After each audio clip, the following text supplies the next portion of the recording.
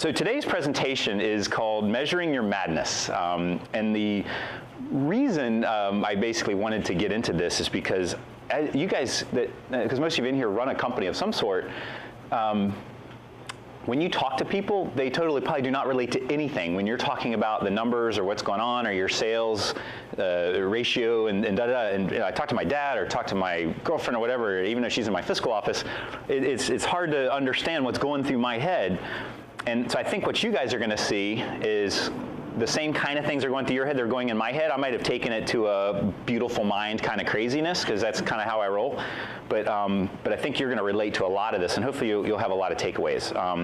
Just a little quick background on me for those of you, I think almost everybody knows me, but started off my first company when I was 18 in photography, kind of by accident, kind of stumbled into it, got caught running a business and ended up having to create a business.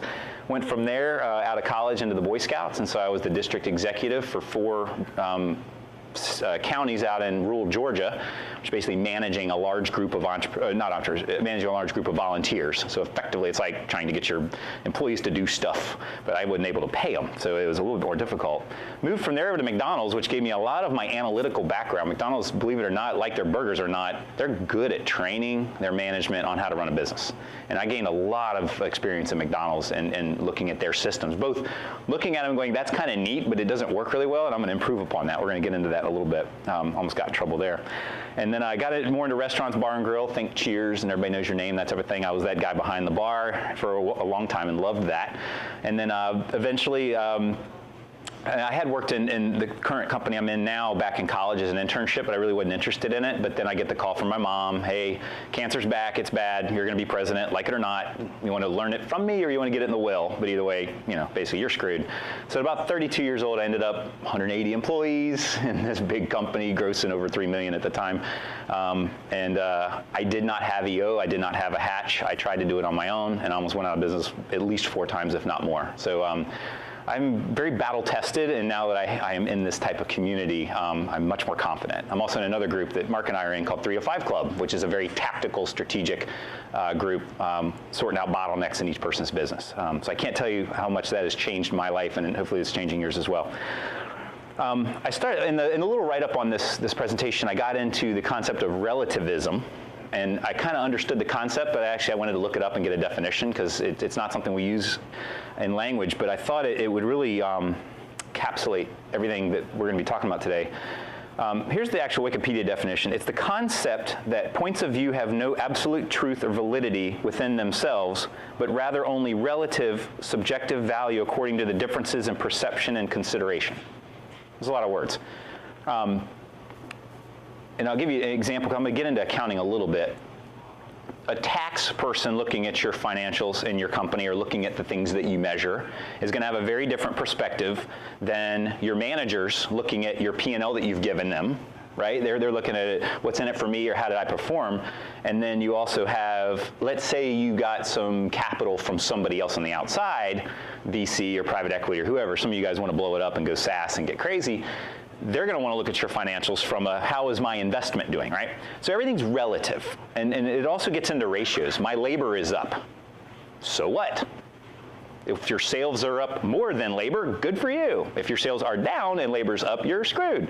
So everything is relative, okay? So no one metric that's being measured is you can't take it, you can't use that information out of context with all the other information out there. So again, we're going to get into that a little bit. But that's why I put the relativism in there, because that's really the way I've tried to operate the company from a measurement standpoint. I wanted to also get into why is measurement important. And this guy's a measurement expert, so he'll call BS on me if I get off track a little bit. Yeah, raise your hand. First, I don't trust what anyone says, because it's all from their perspective, right? And their perspective is relative, usually in what's in it for them. Just saying. Staffers say, I think this should happen because they think they might get a raise. Your investors say, I think you should do this because they want a higher return on their investment. So don't trust anyone. Take their information and use it, but put it into a little smoothie in your brain and spin it, and the color might change slightly, but don't take one person's word. The other thing is don't trust any one report. My famous words of my stepdad, who at the time when I took over the company was the kind of the CFO controller, every time he put a report in front of me, he said, well, don't eat the numbers. because we haven't gotten this payment in, or we had this workers' comp thing that popped. Basically, here's the report you asked for, but you can't use it to make decisions. I was like, what good is accounting if I can't make decisions? So you also can't really trust in reports unless, of course, you've generated it yourself from data that you mined yourself and have run the ratios using the math that you understand. So we're going to get into that a little bit on how I actually do the math. So I strongly believe your success as an entrepreneur depends on your ability to mine this data, look at the ratios, and figure out what's important to you as an entrepreneur. Whatever your goals are. It could be you want to better the world through this software that is going to change people's lives, or create a widget that's going to help people in some way. Whatever little thing you're doing, of course you want to make a living, but most of us are doing it because we have some cause or greater purpose that we would like to achieve by our business. I happen to be in human services, so I support people with intellectual and developmental disabilities. I actually support people who support people that do that, because I don't know, my job is not to understand people with disabilities. My job is to run a fairly large company with 275 employees statewide across many divisions. That's complicated. It has nothing to do with human services. It has to do with understanding this stuff, because this is what human services people don't want to do. And you guys that are software people or gaming people, you start getting employees, or you said fitness. If you start getting employees, all of a sudden you become healthcare and risk management and banking and insurance, all that. You get totally out of whatever the business is. So basically the measurement allows you to make sure that you're achieving the outcome that you desire in your business. Who here is using accounting software of some type?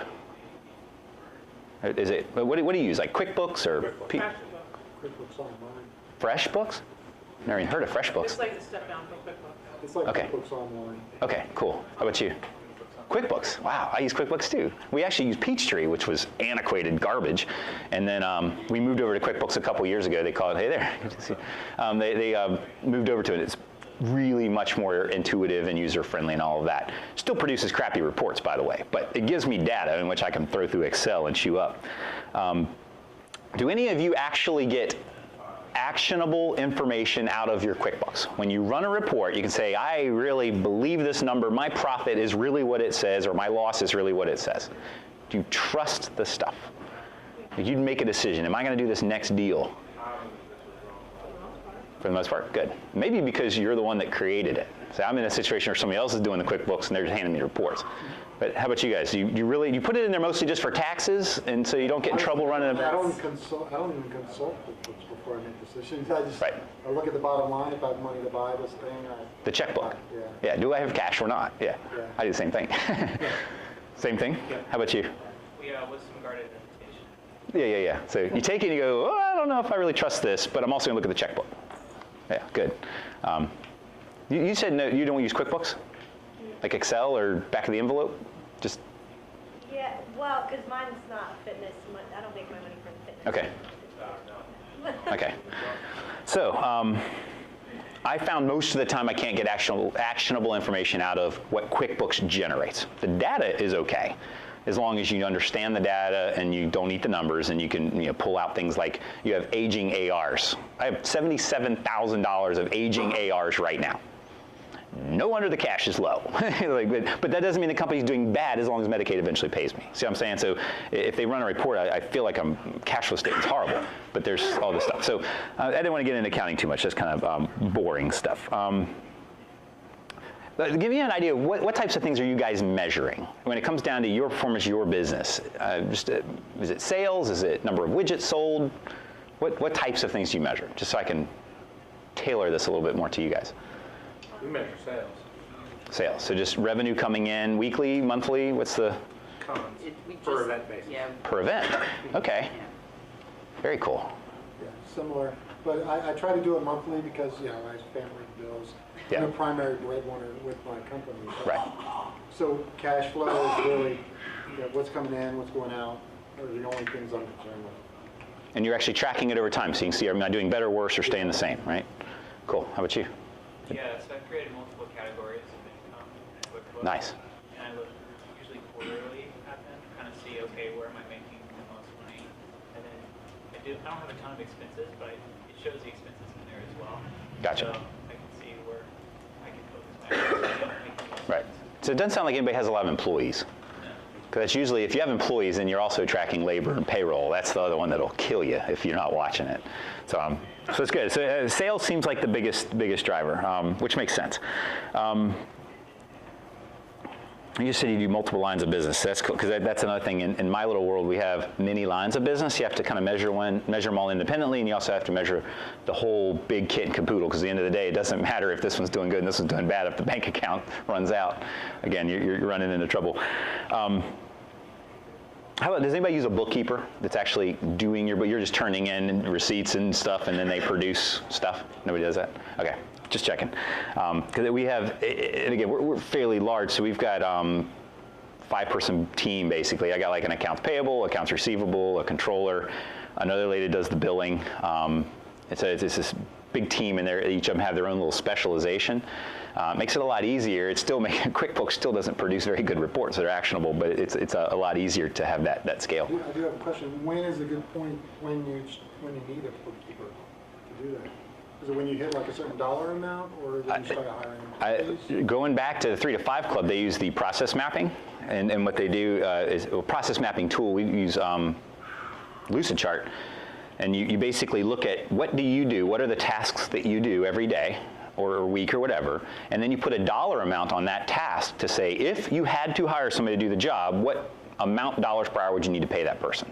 So if it's sweep and clean your office, then maybe $9, right? And then if it's, I don't know, tech, and you got somebody that's fixing your server because you don't know how to do it, maybe that's $150 an hour. And then you have to go produce another business, and that's $250 an hour because you're going to pay an attorney. So I would say the time to do it is when you find your time is spent playing around with QuickBooks, and you can outsource it for cheaper than you can make money doing something else better. So I try to spend my time on where is the maximum. I want to offset the guy making $150 an hour, because I don't make $150 an hour, right? I'm not going to do a $9 an hour task. I'm going to hire somebody for that. So it's getting your brain into that. I'd say, so if you have the money, then kick it out the minute you can afford it, and you're more productive, meaning more money's coming in because of your activity over here. Gotcha. That answer the question? And that's across the board on any task you do. If your value is $50 an hour that you're making, then don't do anything under $50 an hour if you can help it.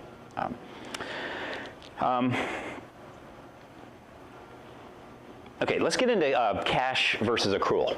Does everybody generally understand it? Basically, cash is money, actually dollar bills coming in or out, and measuring that. Accrual is, I made a sale, I got a contract in place, this guy is going to pay me $10,000 when I deliver a new website. So you have that as if, accrual looks at that as that's income for the month, even though you're not going to see the cash for 2 months when you produce. So cash versus accrual. It's very important to track both of these and measure both. Does anybody prefer one over the other? If anybody, because most QuickBooks go, you can flip it from cash to accrual. But what do you prefer? Yeah, me too. Cash. But I do a lot of accrual because I do apps and stuff that take months. Yeah. A lot of people aren't at 30, so you don't get paid until Right. 30 days after. So you can't look at your cash and see performance because you might have booked a bunch of sales, but You can't pay your power bill with accrual. yeah, you can't pay. I wish you could. I did a contract. Here you go. Yeah. I definitely recommend absolutely doing both. Some people say accrual is great, cash is great, and some people hate the other. I've looked at it. I can't. You have to do both. Does anybody use Excel to manipulate the data? When it comes, if you were to produce, does anybody do charting or any of that type of running ratios and that? So you take stuff out of QuickBooks, put it into Excel, and then. Yeah, I don't take it out. I keep a separate record where I put all my expenses and things like that, and then I have charts that pop up. Cool. Do you use pivot tables? I do. Love pivot tables. Anybody else do pivot tables? I am like a pivot table fanatic. I see the world as put together in little squares and rows in Excel. Excel is the underlying language of our universe, and pivot tables give a visual representation of that world. So anybody who doesn't use Excel, I don't understand how you survive day to day or even make breakfast.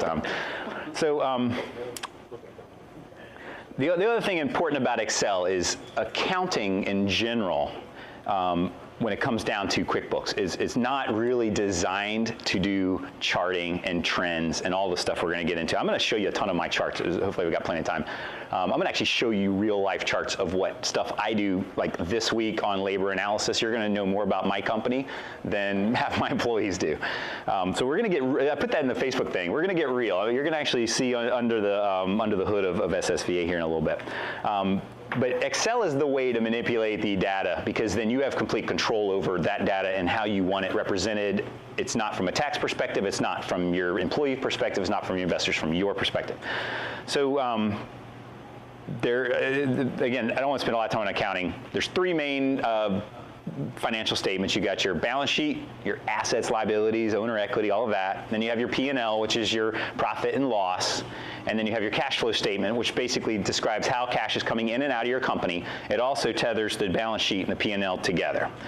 And the only reason I'm getting into this because it's when it comes down to measuring stuff, you have to understand the balance sheet and the P&L. And I'll give you a quick example. Let's say SaaS companies, a couple of you guys talked about software. SaaS companies their valuations are crazy, right? The minute you get something and you start getting users as recurring revenue, they go through the roof. And you want to sell, right? You want to get in and get out and get your millions of bucks and then go on to your next hustle and solve the next problem. So if you're trying to sell, then I call it pumping and dumping. You want your profit through the roof. You want your EBITDA, or earnings before interest, depreciation, taxation, amortization. You want that through the roof because you're going to get a multiple of EBITDA on the sale. This is traditionally how companies are bought and sold. If you're like me and you're in it for the long haul and you want to be here 30 years from now, I don't want profit. Guess who's going to go take it and give it to Haiti or something to rebuild their schools instead of the one here in the backyard that just got flooded? I'd rather keep my money and allocate it to my employees or to obtain the mission that my company does, right? So I want my profit low. I mean, I'm serious. I ask the bank, like, what profitability do I have to have so I keep my line of credit? And they usually say, don't lose money, so don't cut it too close, but as long as you're 1%, 1.5%, you're fine. So December comes around, woohoo, replacing computers and painting walls, blow the money, because it's basically the minute it crosses that December 31st, poof, 30-something% of it goes away with all the taxes and come and go. So basically everything is on sale, 30% off, if I buy it before December 31st. Okay, so if I tried to sell tomorrow, I am screwed because I have this long-term, low profitability, low EBITDA company. I would never get a multiple. So it's important to also understand the way to, for example, pump and dump. Depreciate the mess out of everything. I mean, depreciate the pencil, the computer, the projector, because all that it drags the expense out and it makes your profit skyrocket, right? You're basically putting it as an asset on your balance sheet and all this kind of stuff. If you want to get rid of profit, don't depreciate anything. No, I've paid off. I mean, you have to depreciate things above a certain price, like a van or something. You buy a car, you have to depreciate it. But a lot of stuff you can choose. And as an entrepreneur, you need to make that decision. Am I going to bring it in, expense it this year so I don't have to pay taxes? Or am I trying to pump and dump, depreciate the crap out of everything? That's why EBITDA, take out depreciation.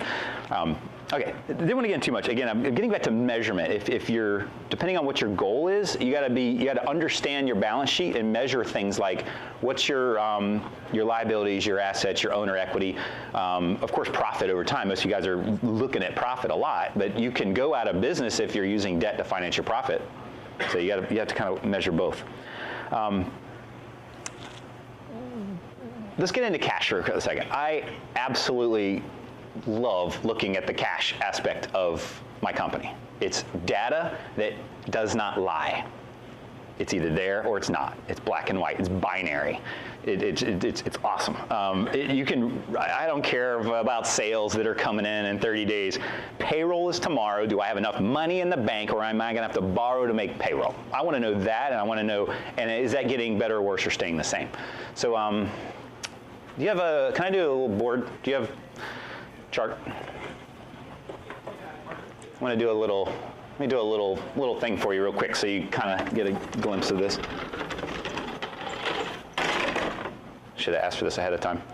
I did got a whole bunch of them, cool. There's a guy named Alan Miltz that taught me the importance of this. It's called Growing Broke, but let's say you got your widget. Okay, whatever the widget is, it doesn't matter if it's software as a service, you have labor, and if it's actually a widget, you have raw materials, but whatever. Just for the sake of 50% is raw.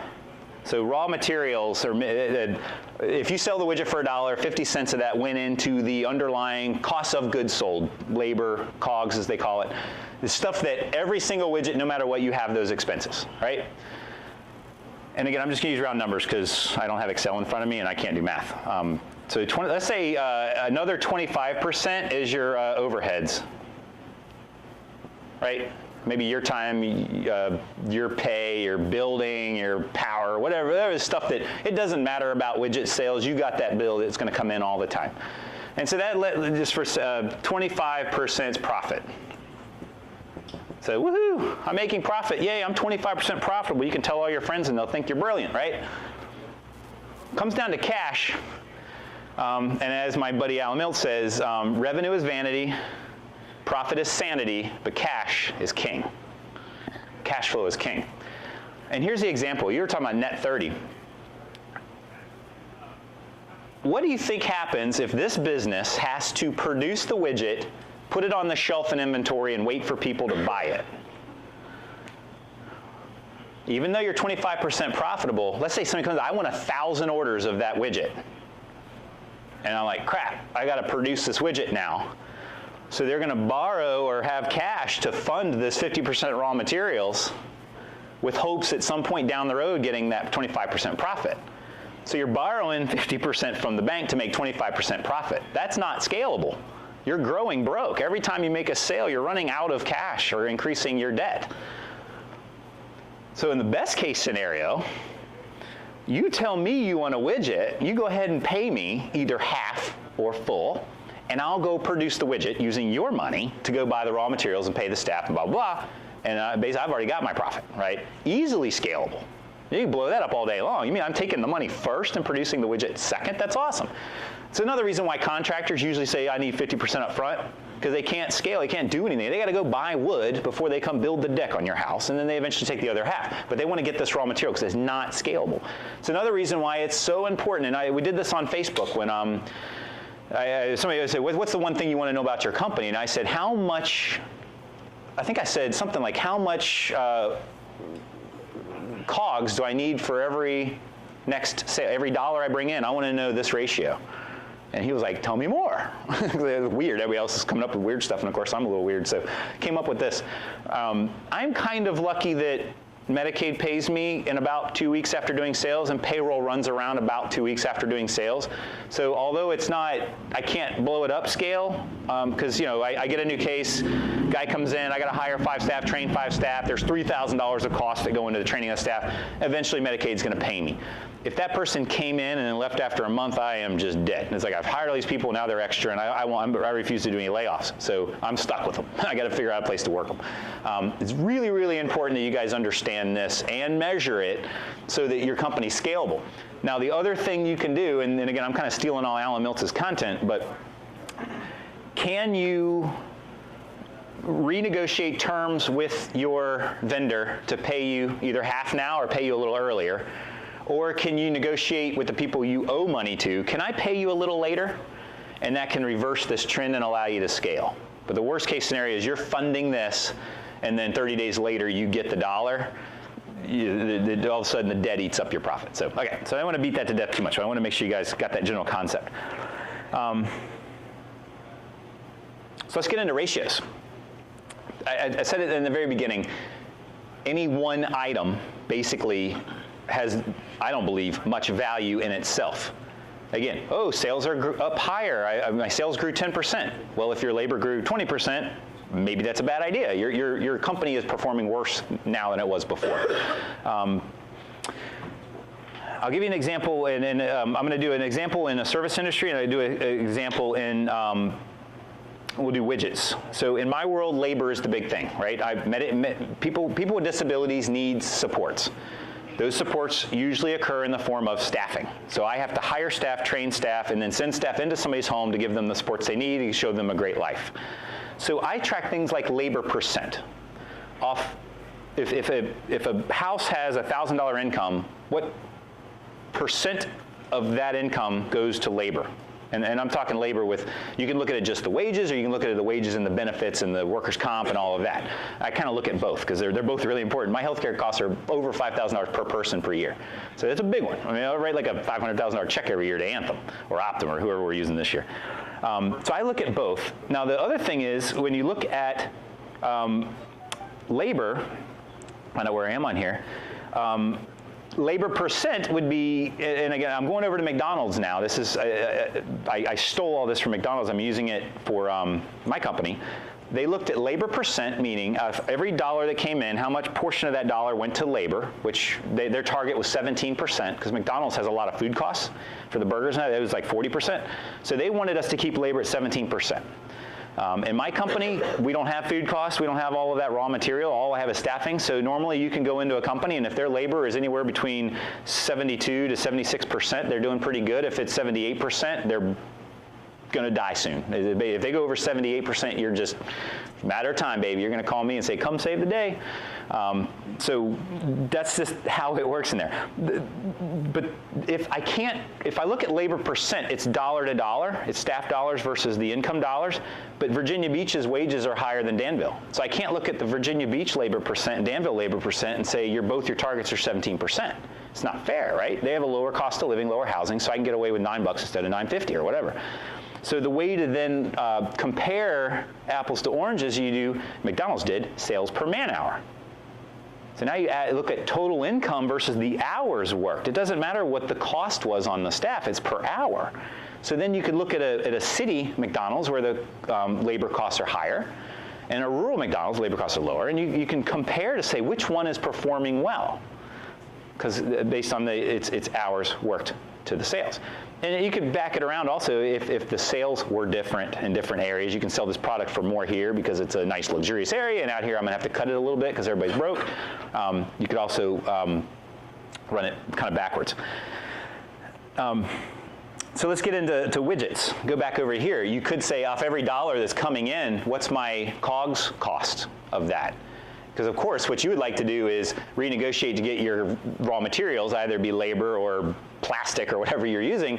You want to bring that cost down, so maybe you buy it from China instead of Pittsburgh or wherever you're getting it from. You want to keep the cost down, but you'd want to track that ratio. That's what I'm getting at. If you just look at sales, but you don't look at the raw materials versus your sales, then you don't really know if your company is performing well or not. So I'm going to go back to you and ask a question now. We got into this. So you've heard mine. I am focused on labor percent. And the more I understand labor percent, the more my company will do well. At the end of the day, I can care less what the power bill is or my fuel bill. 70-something% of every dollar goes to labor. I look at the other stuff, but I don't care about it. I look at labor. What about you guys? If you guys had your magic wand and you had this professionally charted, trended out, and delivered to your desk every week, what would your ratio be? If you have one. Magic wand. Have anything you want. I'm sorry, can you repeat? Yeah. If you could have somebody deliver to your desk every week a chart with a ratio, again, mine is labor, what would that be? What would the ratio be? What's the most important single item in your business? But it's a ratio, so not sales, right? Sales, again, if your costs are going up faster than sales, you're screwed even though sales are up. What's a ratio that would be the critical one that you guys could track and measure and know that your company's performing well or not? I would say hourly, my hourly rate. Your hourly rate. Yeah. So base sales per man hour. Yeah, sales per man hour. Good. Yeah, probably mine too. Right.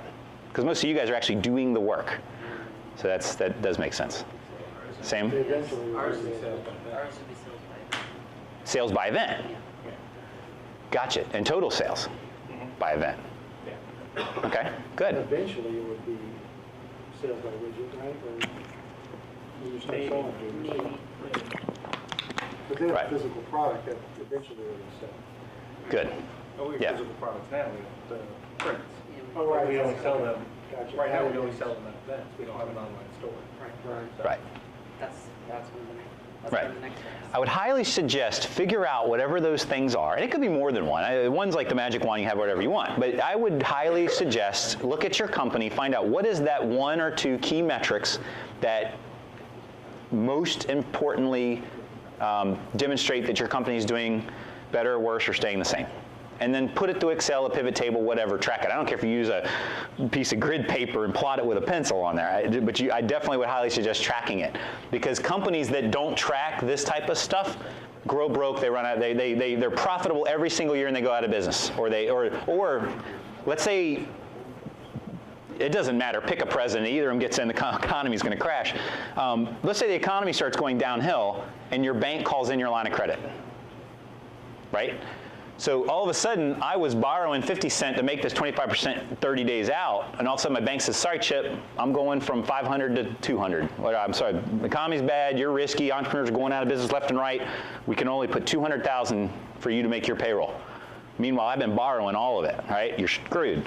So it's really important that you know how your company's doing and you're not using debt to fund your profit, because the debt, your ability to borrow could go away in a moment's notice.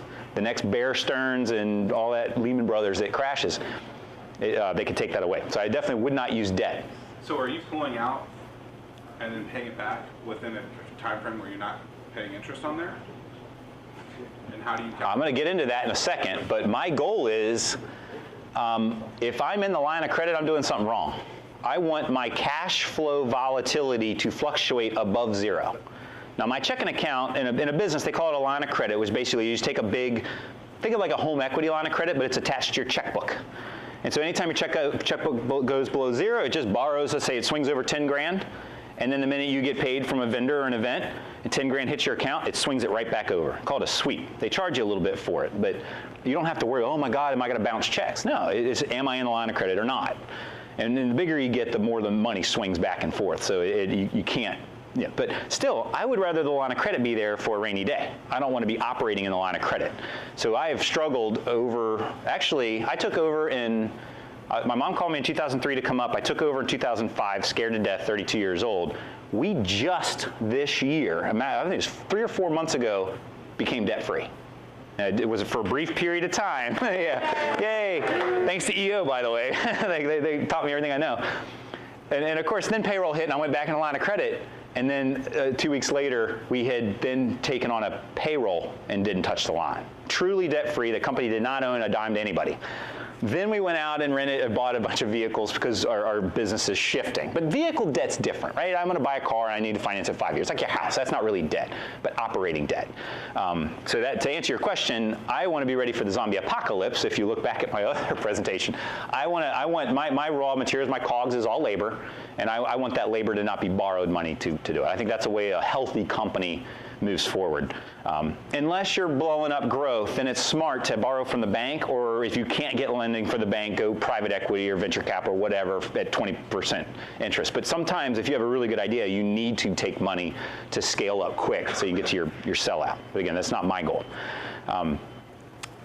Okay, so does anybody measure a trend? Like meaning trend line, like a take data points on a specific period of time. My choice is weekly. You might say monthly, and then actually plot it to say, is this a trend going up? And again, it could be like that or whatever, but a trend line showing that key metric or data point. Does anybody do this? Not yet. Not yet. I deal with my household expenses. And that's of course a XY axis, sales. So Whatever. Walmart is one of my metrics. Walmart. If my Walmart bill starts going up, I know my wife's doing a little bit more shopping than normal. Ah, yeah. We are being recorded, by the way. Keep it PG.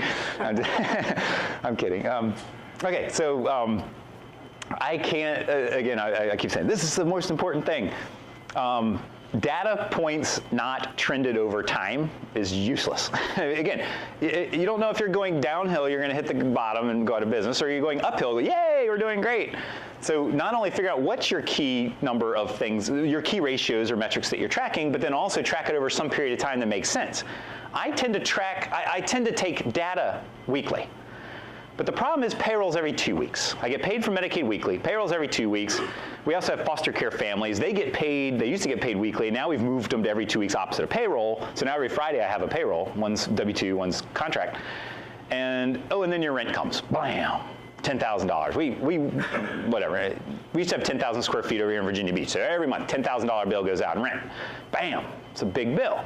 And so I'm tracking this stuff weekly, and all of a sudden, poof, things go through the roof, and it caused a lot of volatility. So, and I'm going to show you this in a minute, but basically in Excel, you can easily say, I want to put a trend line on this. You can do a linear trend line that just says, from whatever time frame, this could be, let's just say this is a year, a linear trend line says, basically overall, that's what you're doing, or a moving average, which I think I'm going to show you better than me trying to draw it. It takes all these little data points that are all over the place and flattens out the curves to show you a nice trend. Takes out the volatility. I love 7-week moving averages. For whatever reason, it gives me the demonstration of it's more than 2 months, takes out a lot of the volatility, and so you remove the spikes. But again, I'm going to show you all that in just a second. Highly, highly, highly recommend doing this, because the insights you get into your business will be amazing. Don't go talk to your family about this. Your wife, they don't want to know about trend lines and 7-week moving averages and yay, the ratio, I figured it out, we're doing great. That's why I've been measuring your madness. I can't talk to people unless they're an entrepreneur, because they think I'm weird. And even the entrepreneur people think I'm weird, actually. I might just be weird, actually. Great, we're on to the slides. Let's go ahead and fire this puppy up, and let's see what SSVA is all about. Only because why not be real and share my personal experience with real numbers and facts. And that'll help you understand why I consider myself a little mad sometimes. Crazy in the sense of the word. Okay, so the other thing, and again, does anybody have employees? No, okay. Got employees, cool. Some people would say, don't share information with your employees. They're out to get you, blah, blah, blah.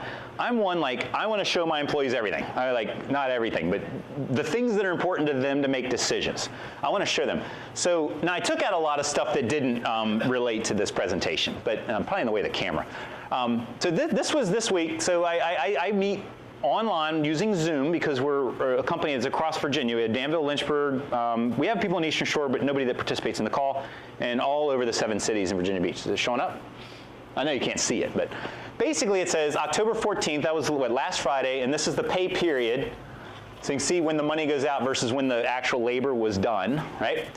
And then basically, hey, yay, progress, and I'm going to show you why here in a second. Our revenue trend finally broke above our labor costs. Getting into the ratio, key ratio I'm checking, and I'm going to show you the chart in a second. We still have a few issues hiring enough people, because what happens is if I can't hire people, then I have overtime go up, cause my labor costs to go up, which we're going to show you that in a second. Luckily, last week we increased the DSA DSP rate, so it'll help us recruit and retain more employees and keep OT down, overtime. What we found is I've got to increase my wages because I can't get people to come work for us. So again, I'm not because I'm trying to make money, it's mostly because we're broke all the time, because Medicaid doesn't pay us crap. My raw material is COGS, labor costs, right? So I'm trying to keep that down. So I'm trying to get away with $8 or $9 an hour. Well, that ain't working. I can't get people to work for me for that. So I have to raise my COGS so that I can actually grow the company. And so, but in our world, it's not oh crap, I got to raise my COGS. I'm saying, yay, we've got cash. I can finally give some raises, which will help us grow and scale the company. The people that work in companies like mine are amazing people. I mean, they are helping people in the bathroom for a living. They're taking them out in public, helping them eat, and giving them the best life possible. It pisses me off that Medicaid gives me a rate where I can only pay these people $9 an hour. They're amazing. They're heroes. So in my world, I want Medicaid to pay me so I can improve my COG rate. But I'm not going to borrow money to do it. Let's see if I can, I apologize. I just did this in a Word document because this is literally the document that I sent out until we talked about on Monday. Okay. I was so happy to see this trend when it occurred. I took my regular hours, overtime hours, and salary hours for all 4 divisions, so this is overall as a company, took out corporate because I consider corporate overheads. You have to have an accounting people, you have to have accounts payable, it doesn't matter about that next widget sold, corporate's gotta stay, HR department, all of that. So I took out corporate because the other 3 are the people actually doing the work, right? If I bring in a customer, I gotta hire more of these people. I don't have to hire more corporate. And if I do, it's an assistant that's inexpensive. So, but the data volatility is all over the place on this chart. So I did a 4 pay period moving average. So boom, these are all the pay periods. And you can see there's a percentage, right? So what this is basically saying is I was on a trend, meaning my labor is eating up more and more of every single dollar in this company, and if I sustained on this, I'm going out of business. I cannot continue to do that, and I know that because I'm watching the chart.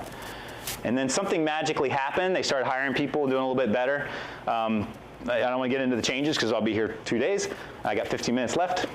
But look at that. All of a sudden, we figured it out. We solved the problem. Labor is now only, and I know the chart looks like, whoa, you're a huge profit. It's really only going from 33% down to whatever this is, 31%. So you can squish it. And statistics kind of play with charts, you know.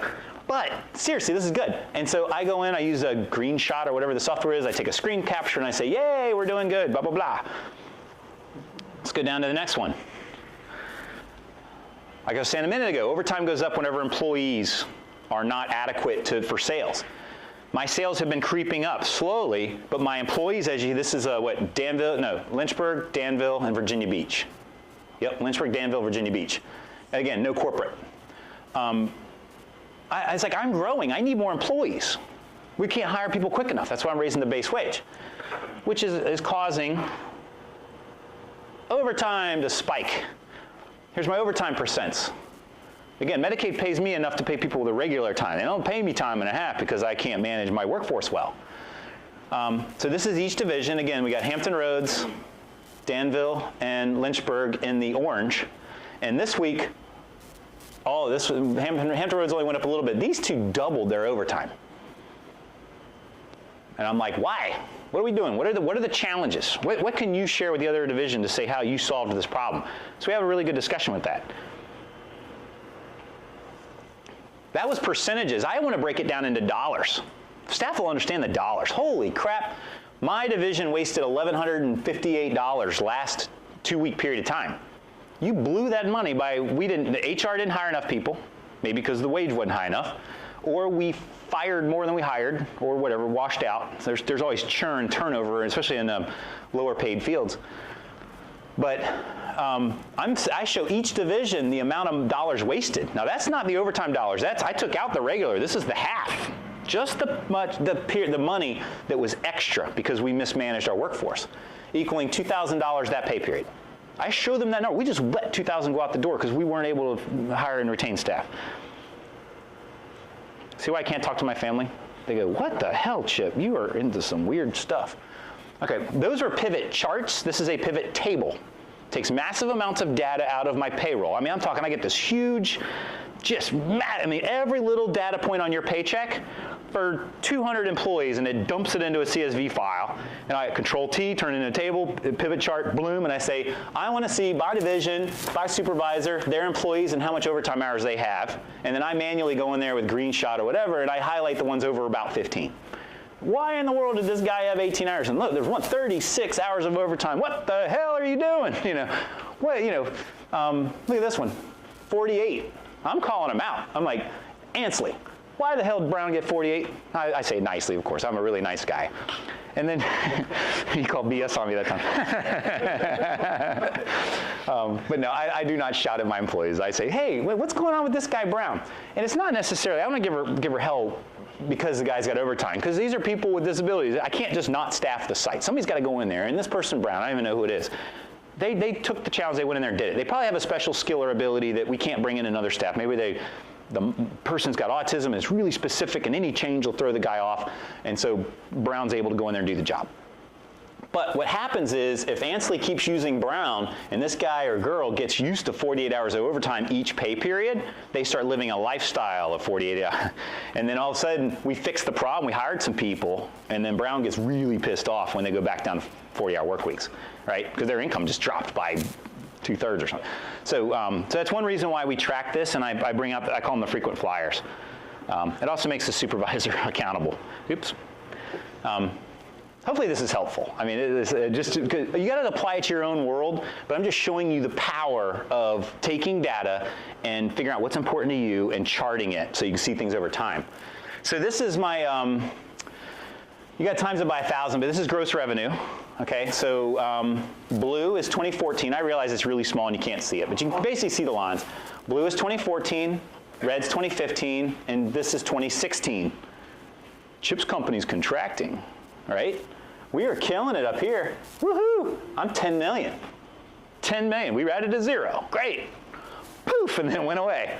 And we started this. This is a linear trend line. These are actually data points. This is not a trend line, but this is a linear trend line showing me I'm on a steady decrease.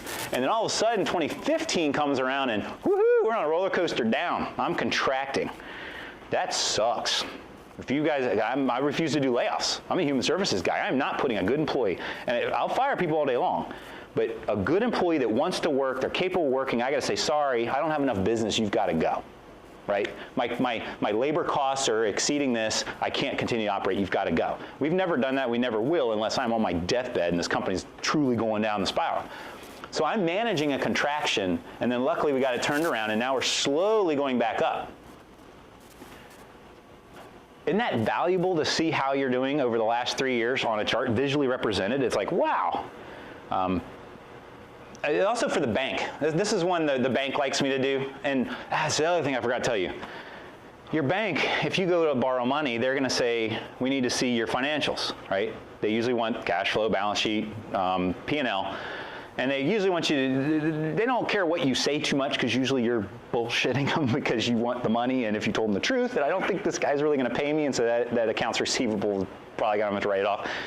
They're going to look at the numbers and see. And they're tracking you over time, by the way. They're going to take your stuff and enter it into their software, and they're going to do this and not tell you about it.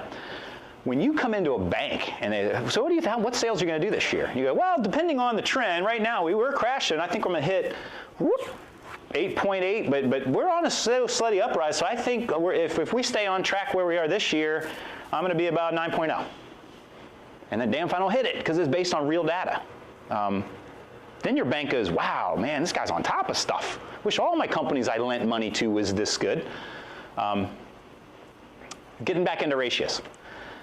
Because those were data. That was just remits coming in. That was all that was. That wasn't relative. I was just showing them the size of the company, because the gross revenue is important to the bank. They want to know, are you contracting or not? You know, because if you're contracting, they go, why? What's going on? Are you? Because they usually know a contracting company is eventually going to not pay their bills. Growth is easy. Moderate growth is easy. Exponential growth is hard. Contraction's very difficult. Okay, so this is dollars per hour worked on a 7-week moving average. And so I know the camera probably can't see this, but if you look in the background, you see this huge volatility. That's the data points. Completely useless. If you look at this, chart's all over the place. A linear trend line is kind of nice. It shows you just over that period of time, which this happens to be all of 2016 through 10/3. But what I like is, I told you, a 7-week moving average. Basically encapsulates like 2.5 payrolls, 7 full remits, and 2 with those big monthly payments, both my healthcare costs are $40,000 a month or something like that I'm sending out to Anthem. So it takes out some of that volatility. But basically, this is showing me my dollars per hour worked. And so, of course, if this is basically that, obviously, because this is overall, I probably removed corporate out of it. But this shows me, it's a productivity measure, basically. It's how much are my raw materials working out. So, of course, jump in if there's any questions on this. And I know you guys are like, you really sit around and look at this junk all the time? I'm going to have a hard time working this afternoon. Yeah, you're going to want to go back, right? Yeah, like, measure your madness, man. Yeah. The thing is, usually, nobody wants to do this. The entrepreneur is incentivized, right? Yeah, I want to know if my company's doing well or not. Or if you have a line of business, I want to know, is this line of business better than this one? Because I want to spend more time on that. Keep pushing that button. Quit doing the one that's wasting your time. This one, I love this chart. When I finally got, I even made it black and pretty. Can you tell I spent time on this because I look at it more? Okay, so let me try to explain this. Red, percent change in payroll, right? It's each payroll, and is it getting bigger or less than last pay period on a 7-week moving average, or 7 pay period moving average. This is my percent change in my remit, which is Medicaid's payments that are coming in weekly. Percent change. Did it go up or down as a percent from this week to that week on a 7-week moving average? And then this is my available checking account balance. Now, available is the line of credit plus whatever cash, if you're lucky to have some cash in your account. It's the cash. And so this takes the top main 3 things of my company and puts it all in the same chart and trends it out and tells me, am I doing good or not? Or is my team doing good or not? So labor costs are higher than my, I'm sorry, the percent, labor is increasing quicker than my cash and my income. Bad. You keep that red line above these two lines, it's just a matter of time, you're going under. So what I love to see is this. We've had some of the reason, this isn't because I'm a brilliant entrepreneur, this is because my Medicaid changed the way they do stuff and they increased our income a little bit. So the money's starting to come in a little higher than it was before for doing the same thing we've always done. So yay, thank you guys, taxpayers, by the way. And I am going to give it back to the staff, by the way. So, but what this is showing is I am basically increasing the revenue of the company. I'm increasing my cash in my checking account, meanwhile keeping labor costs down, because it was up to here, and it's actually, if you look, it's coming down.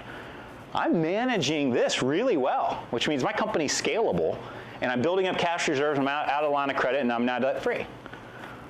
How in the world can somebody run a company and not have this information? I'd be terrified. Am I going to buy something or do something new? Somebody calls me for an acquisition. I'm not controlling my labor. I'm not doing crap because I know it.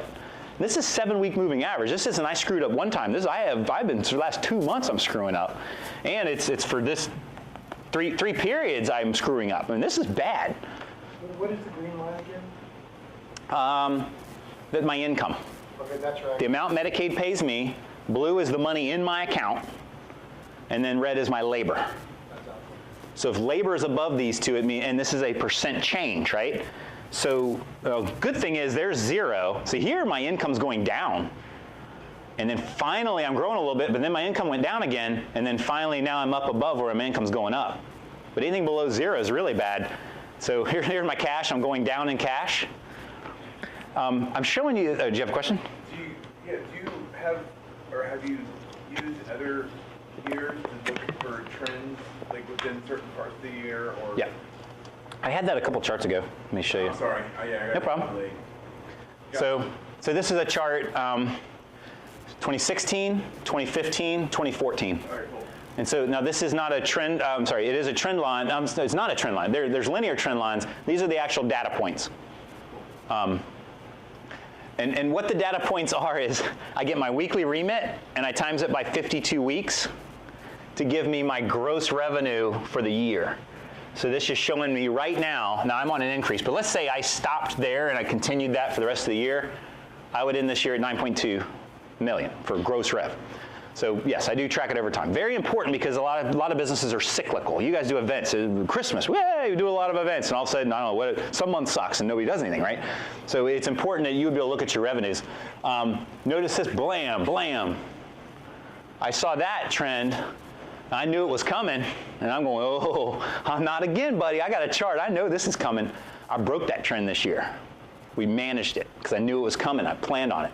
A lot of this is your business taxes pop up in March. Just a bunch of stuff. I don't need to get into it. I'm running out of time.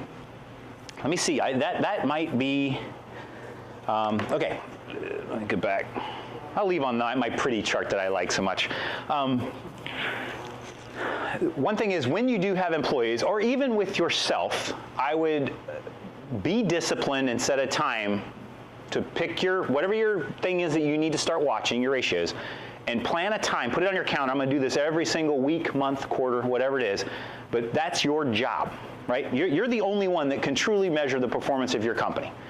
Mine is weekly, and I'll tell you why.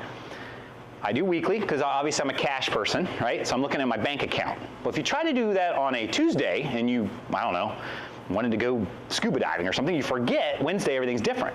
If you do it on the weekend, basically the online banking stops doing stuff on Friday, and it doesn't even start back up until like 2 o'clock on Monday. And I'm talking about Town Bank, which is an amazing bank, by the way. So I've got like a 3 or 4 day window. The other thing is you can set up your online banking to send you an email from every account on a periodic thing with your account balance. So if whatever, I'm out of the country and I don't feel like doing my metrics, I get the emails, so I can go back at my emails and I can look at the numbers and I can go back in and fill it into the table and get it done. But I sit down every single weekend at some point, unless I'm doing something weird, out scuba diving or something, and I plot all this, and I look at it, and I trend it out, and then usually I'm ready for Monday morning to do that labor discussion. But all of this stuff you see and nobody else sees. This is just Chip in my little weird world of sitting in front of 3 monitors with Excel and analyzing stuff. So again, weekly might be a little bit too much for you guys. It may, you kind of know, did I make the sale or not? Because you're there. I'm not. Other people are doing the work. I'm only looking at this from the background, behind the scenes. Let's see. A couple other things, and again, 3 to 5 Club, we talk about this a lot. What are the things you could track? Sometimes it's coffees with people. Eddie Drescher's favorites, coffees. If he gets somebody out to coffee, he has a favorable introduction, he talks, hey, I do this and you do that, cool, let me learn more about your business. If you ever needed somebody that does what I do, I'd be happy to help you out. Just go to coffee.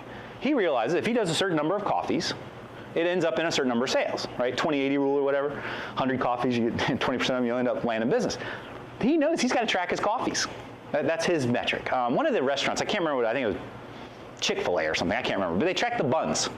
That's the only metric the CEO really needed to know. How many buns did we buy? Because everything else stems from the buns. He could take that one metric and he knows if the bun, how much of the bun is here brings in that much profit. So you just track buns.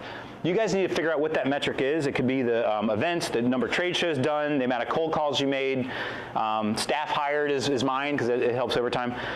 Figure out what those things are. And the other thing, if you want to learn pivot tables, there's 2 guys on YouTube that have tutorials. One's called Excel is Fun.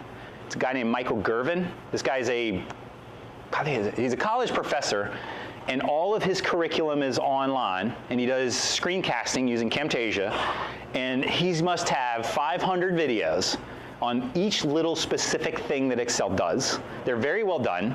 There's another guy, and I can't remember the name of it, but he does battles online of like a person sends in a problem to solve with Excel, and he and this guy independently come up with a solution, and then they battle that out online, and you vote which one's got the better solution to it. Some of this shit is so complicated, you gotta rewind it and do it again, and rewind it and do it again. The problems are so infinitely complex. Nothing like what I'm doing here is really easy.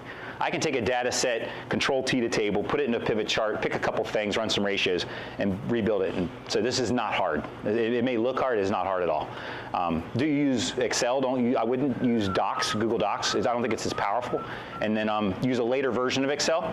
Don't use 2003 or some garbage like that. Get a recent version. It's worth $100 a year, whatever, just to get the good Excel. All right, I think I'm done.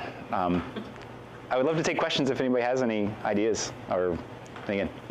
Are there any key metrics you should track if you want to go to a bank and try to get a line of credit? Yeah. Okay. Banks. Okay. My banker's great and he cares about me. Most banks only care about your ability to repay the loan. That's all they care about. They're an investor, and they're going to get 4%, 5%, 10% if you're risky. They want a return on that investment, and they get in a lot of trouble if you default. So those are the metrics I would get good at tracking, because usually you can't grow your company without a banking partner of some type, and if you don't, then you end up with the venture capital and the private equity, and they're going to rip you off 25%. They want your profit. So I would highly, I mean, obviously it's your revenues are going up, your profit is at least above 0, if, but they like to see high profit. They want to see low debt. They want to see equity in the company. They want to know you have skin in the game. Because if you have no equity in the company, you can walk away from that puppy. You know, you can drop that hot potato. I don't care. I'm walking away. So they want to know that you got skin in the game. They want to see your assets. They want to know that you have $100,000 of equity in your home, and that they can come get that. So they're going to make you sign a document to get that. So they're going to make you do a personal financial statement, which will line out every debt you have, every asset you have, every little hustle. It doesn't matter if you have a 401k. They want to know you have it, because they can tell, are you a good credit risk or not? Depending, it doesn't matter. They'll look at your credit score too. But still, they do a full cavity search. I mean, if you are dishonest with your bank and they find out, you'll lose the money. So it's full cavity, man. It's everything. This is a document you do not want to get on the internet, because it's your whole financial world on 2 pages usually. And again, they're looking at that not only as that snapshot, but they're going to look at it over time and say, is this guy's net worth going up or down, staying the same? You know, debt to equity ratio. That's a big one. Probably debt to income. I mean, it's It's the financial statements. They know your cash flow because the money's going in and out of the bank. They can look at that. They've got that all day long. Did that answer your question? Sorry, that was like a lot of stuff just rattled off my head. So the last one was debt to equity and debt to income? Yeah. Debt to equity, debt to income. Yep. Because again, are you financing your profit? Are you financing your sales? Because if you're only growing 5%, but your debt's going up 10%, that's not sustainable. It's like our country. It's like eventually it's going to go broke. And I've been tracking all of these metrics, and usually at the end of the month I look at everything and make sure I'm going to have enough to pay the next month's bills and things like that. Right. But I never thought to put it in a trending chart, so that's... And it's really important to figure out, like my favorite 7. You just got to keep doing 2, 3, 4, whatever the period is, and eventually you'll see where the trend's not too crazy. Like this is actually a little too crazy. I almost need to push it out to 9. I want to see a little bit flatter line, but normally for me 7 works. But again, it depends on when the money's coming in and out. How frequent are data points? Do you have to figure out that rolling average manually, or does Excel do that for you? Does it for you. You say, you click on the line. I made the real, that's the reason it starts here, because this is all the data, and then that's the first time when 7 have occurred. Gotcha. So that's why it starts there. So I made the line, make them go transparent. So the lines are there, they're just really, really light, you can't see them. You get on any of these lines, and I think it's you right click and say add trend line. And Excel pops up this thing on the right, and it says, what type of trend line? Would you like a linear, or would you like a moving average? I always select moving average. They've got like 3 that do weird stuff, and I don't understand it. You got to be like really smart. Yeah, I use Google Docs, and I don't think they let you do that. Right. That's one I've heard that Docs is neat for just, you make a shopping list or something, but not in heavy data analysis. Excel is the only game in town. And I've heard that from accountants too. It's like, just don't, go full Google Docs for everybody in your company other than the analysis and the accountants. Give them Excel, because if you will cripple them if they don't have Excel. Good question though. Any other questions? Where you, with the labor percentages going higher and those maybe certain pay periods, is that from like maybe onboarding and training? Yes. Or, okay. That's a really, really good question. And that's one of the things I always ask, and I can show you the earlier slides later. Every 2 weeks I have a meeting with all the people who are schedulers, because they're the ones in charge of labor. And so we also have a dashboard, and I wish I had time to show it to you. We track number of employees in, number of employees out in each division. I make them report. Tell me how many employees you hired this week, or since last pay period. And so how many are in training? Because I know in my head, I'm timesing each person in training by $3,500, because I got to sit them through medication certification for 32 hours. And I got to pay the trainer like $1,200. And so I'm paying out that $3,200 or $3,500 depending on what division. And so all of a sudden my cash is going to go in the tank if they like, God, this last call, they had like 9 people hired in Lynchburg. So I just know I'm going to get killed on labor. I mean, it's going to go through the roof, but at least I know it's coming. But yeah, I would definitely track the cost per employee. That's another thing. Healthcare cost per person, or per hour worked. It's another one of my favorites. Healthcare cost per hour worked. I got to pay $5,500 per person per year for their healthcare.